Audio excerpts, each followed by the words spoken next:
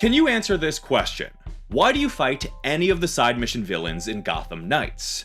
Yes, they are bad guys, an 8-year-old can understand that, but what's going on? Can you tell me what Harley Quinn, Mr. Freeze, or Clayface actually want? What's driving them to enact these evil plans other than the surface level understanding that they are bad? To the detriment of my mental health, I recently went back and gave these side missions another shot. I was thoroughly disappointed. But I've become interested in unpacking why these side missions feel hollow, even though they feature villains that I love. Let's start off by looking at Dr. Harley Quinzel. Be the Dr. Q you have in you. We first met Harley as part of the main campaign.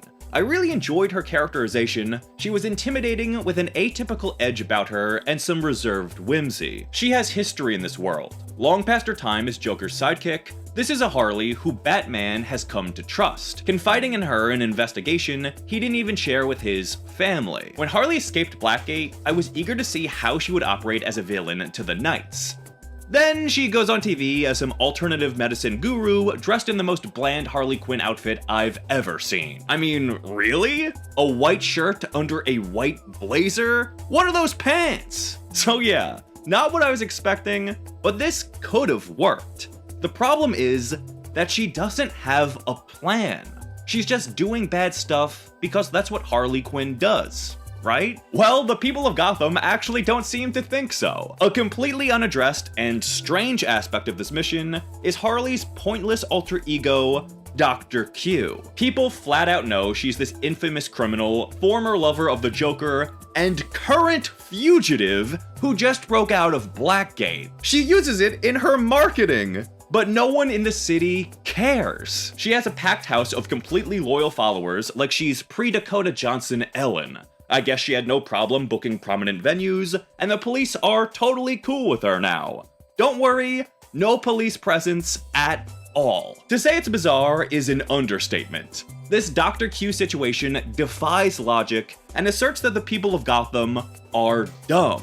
So dumb, in fact, that they'd buy massive quantities of medicines and untested implants from Harley without any evidence of what they do. This Dr. Q setup embodies everything wrong with this mission, but let's keep it moving. After the Knight is publicly cucked on stage and forced to rescue the audience from bombs, it's time for busy work. All these side missions insist on having the player pad out the runtime by stopping standard criminal activity, the kind that auto-generates in the open world under the thin veneer of an association with the primary villain. In this case, the player's assigned 2 freaks' hideouts to take down, which we've been assured will somehow hurt Harley, even though the Knights never have a clue what her plan is. This will set her back. We guarantee it! You'll be unsurprised to learn that these hideouts are never mentioned again. After this, we get one of the most cringe-inducing cutscenes in the game, clearly lacking any self-awareness. All 4 Knights are working out to a soundtrack from a 2010s teen drama party scene.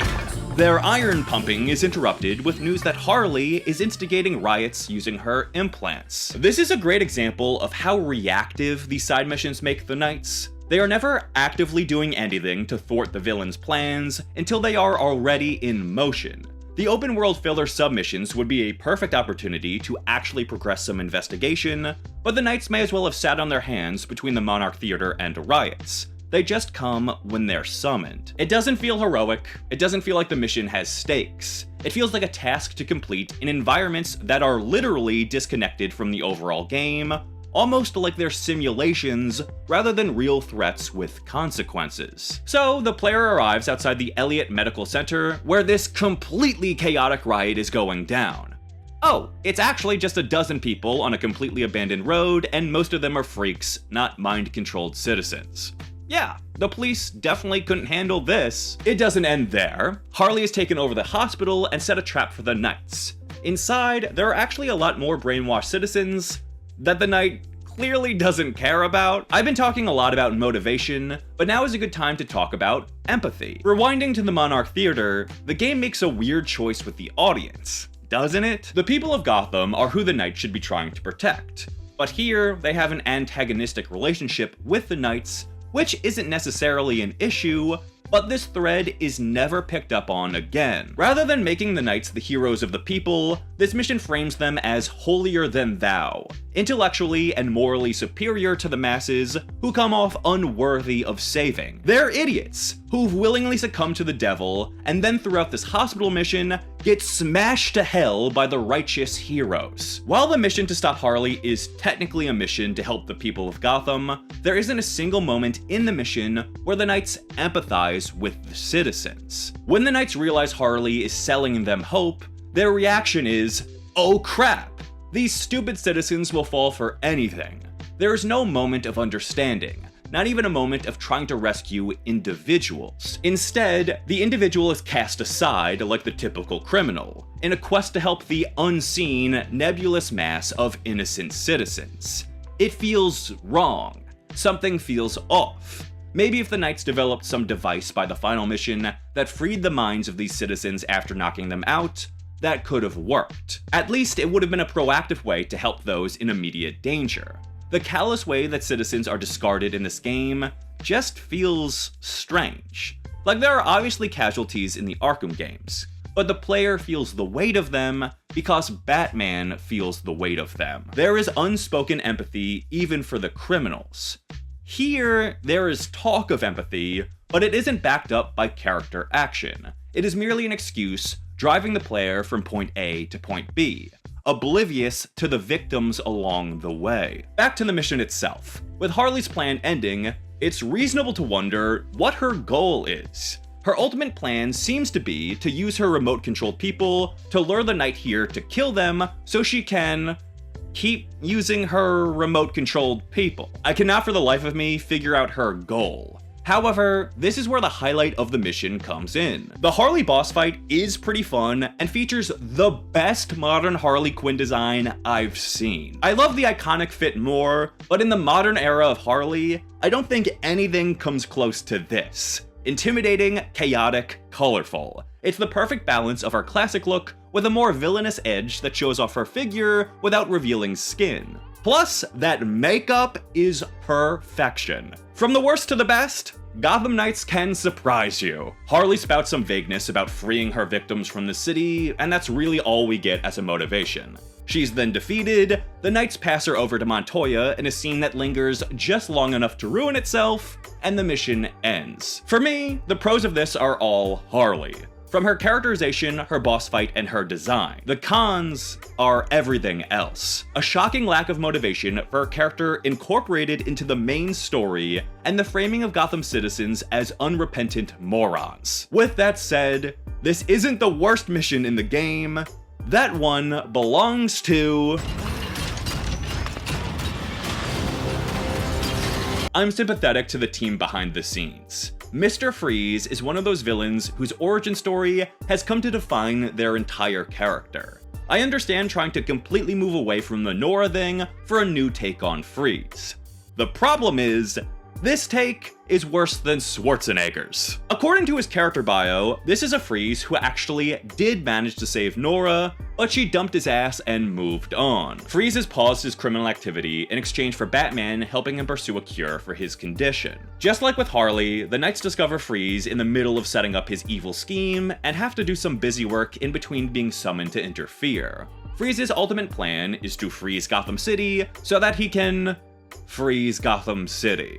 The only reason he provides is so that the world feels as cold as he does. Is he trying to make Gotham habitable for him outside his suit? If so, just move to Antarctica, dude. You have the funds to set up a little house. Is he just lashing out at the people of Gotham, purely a mass-murdering psychopath? The scores of innocent people Freeze slaughters throughout these levels makes that the best guess. However, it also flies in the face of what we've been told about this Freeze. Would Batman really ally himself with and fund a man willing to perform city-wide genocide? Let's take a closer look at how these levels play out. The Knight needs to investigate a break-in at Star Labs and figure out who the Regulator's client is. Keep in mind, they're literally using cryoweapons, but no one says anything until they blatantly see Mr. Freeze on a security camera. The journey through Star Labs is alright, but I have one extremely tedious complaint I need to lob here. The door labels make no sense. Take this room. When you come out of a long vent into this tiny room with just a door, that door is labeled Employee Lounge. But when you step inside, it's not a lounge at all, just another small room with a door. When you look back at the door you came through, turns out you were in the reception area. Sorry, no! The first encounter with Freeze goes in an entirely unexpected way. Firstly, there's confirmation that everyone he freezes, he is killing.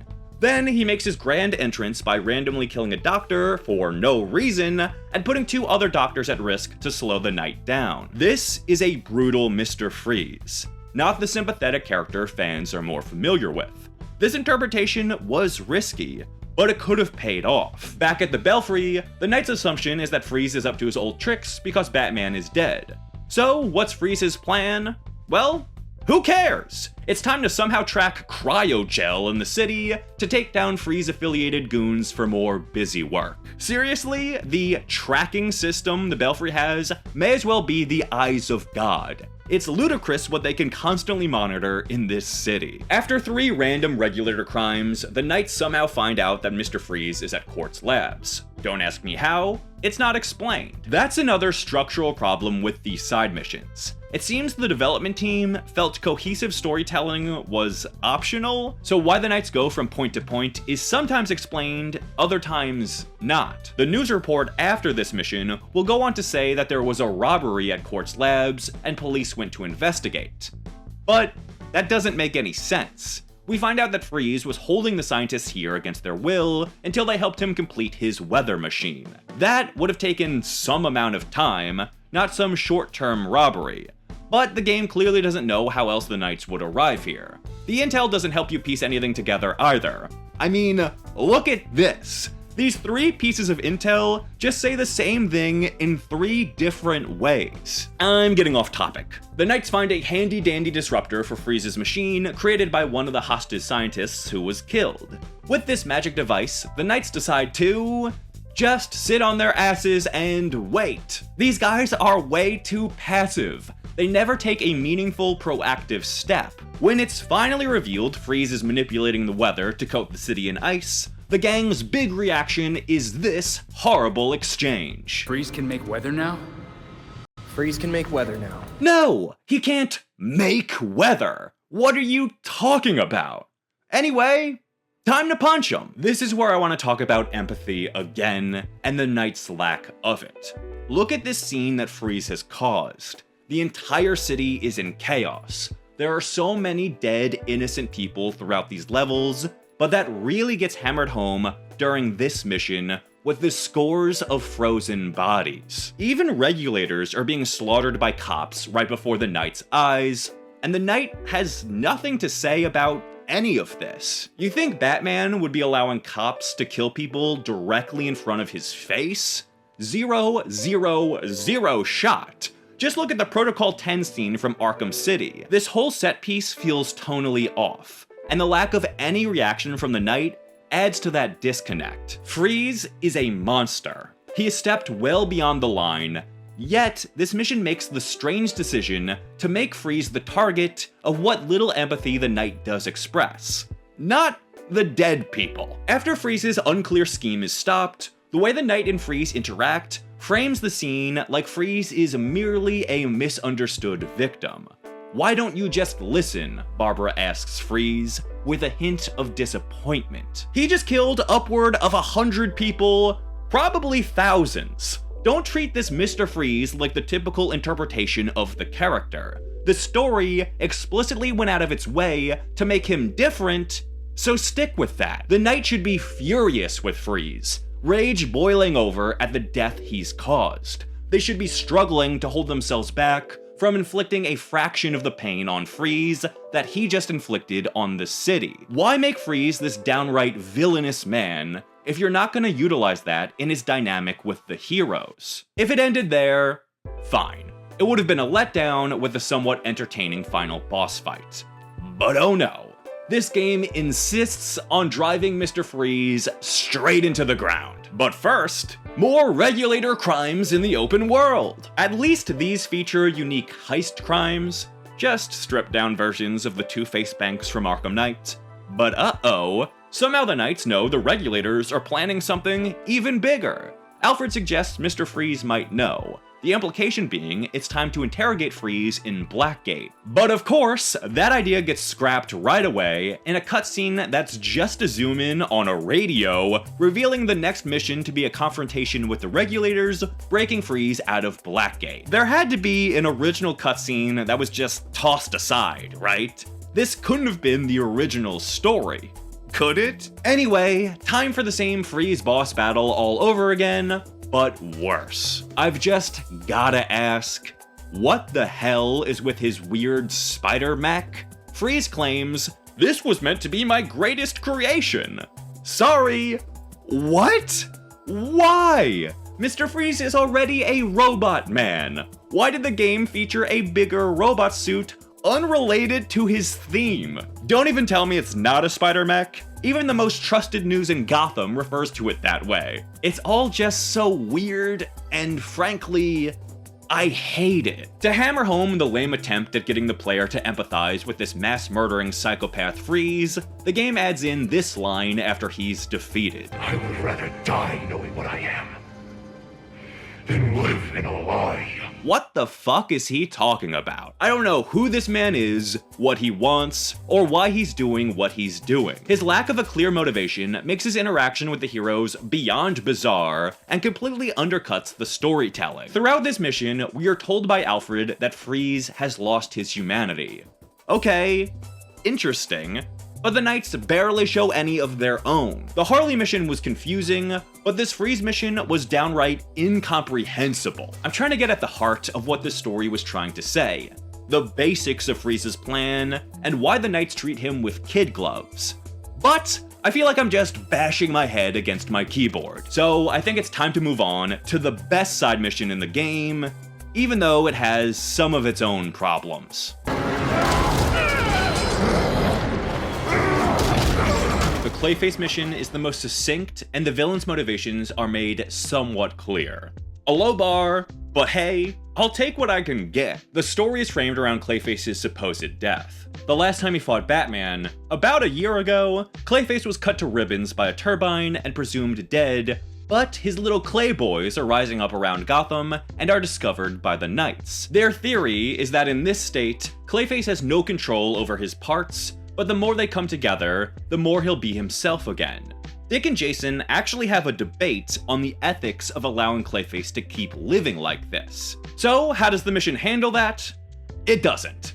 But there's no way we could know that yet. The next level begins when the Knight finds one of Clayface's mini-me's running some mafia muggings near the docks? Yeah, I don't know, the most cartoony crime I've heard in a while. Again, the transitions to these missions are always so vague. Anyway, this mini Clayface somehow merges with some other clay, and the Knight has to chase his lumpy body back to Clayface's sewer hideout in a pretty fun sequence. Something that stood out to me right away is the Knight immediately calling the Belfry to deploy emergency medical teams for civilians injured in the chase. Thank you. It's small details like that which go a long way in keeping the heroics of the main characters front and center. Next up is the best sequence in any of these side missions. A really disturbing scene where the Knight finds Clayface making a movie out of his last encounter with Batman. An encounter that Clayface can't remember due to his near-death experience. Rather than the first major conversation between the hero and villain coming after their defeat or during some weird staged event, the two talk in private, and the story allows the player to understand the heart of the issue, establishing both motivation and empathy. The man is clearly tortured by his own insanity and deteriorated mental capabilities, easily creating some sympathy for his plight. Of course, the player then punches Clayface real good, and he escapes.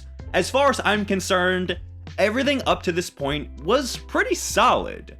However, it's the next and final level that lost me. Before moving on, I just want to say how much I appreciated the complete lack of open world filler missions. Clayface doesn't have some gang associated with him, there are no random crimes to stop between the real levels. The only open world stuff is the beginning, when the Knights are discovering the pieces of Clayface. The pacing moves really well, and the mission actually makes the Knights proactive.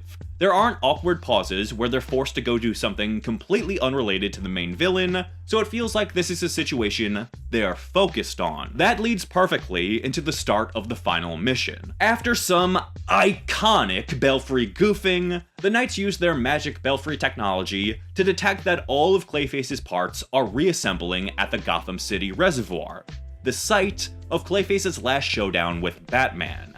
The perfect setup for a final confrontation. The problem is, what the hell is Clayface's plan? Somehow, after setting up Clayface excellently, his motivation becomes muddied at the last second. The stakes are made clear to the player, Clayface halting the city's water supply, but why?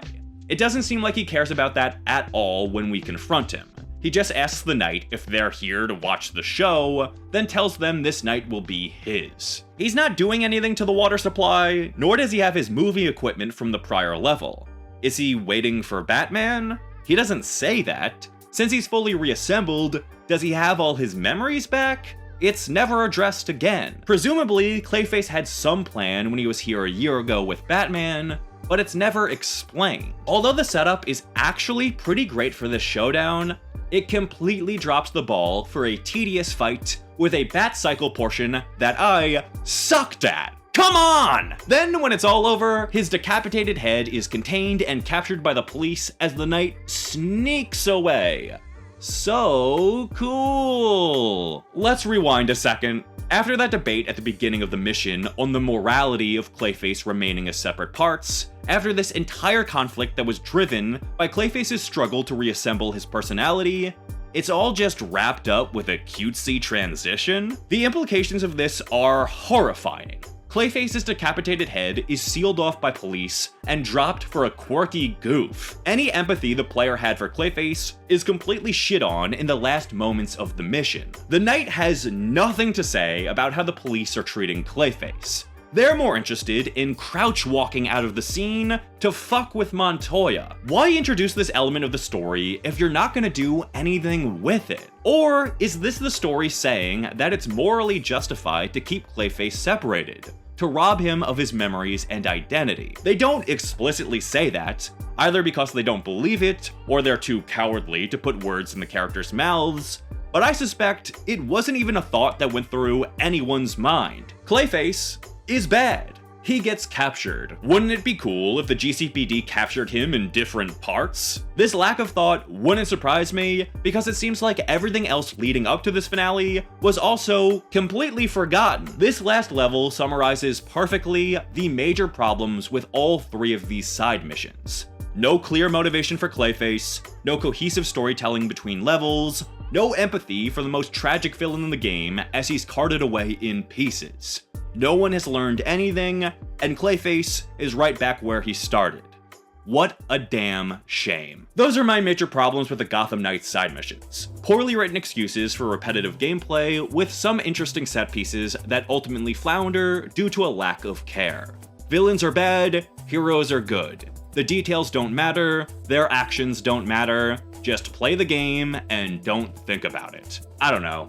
Am I being too harsh? I'm just actually really disappointed. Well, thanks for watching this all the way through. I promise my next video will be a bit more upbeat. Take care!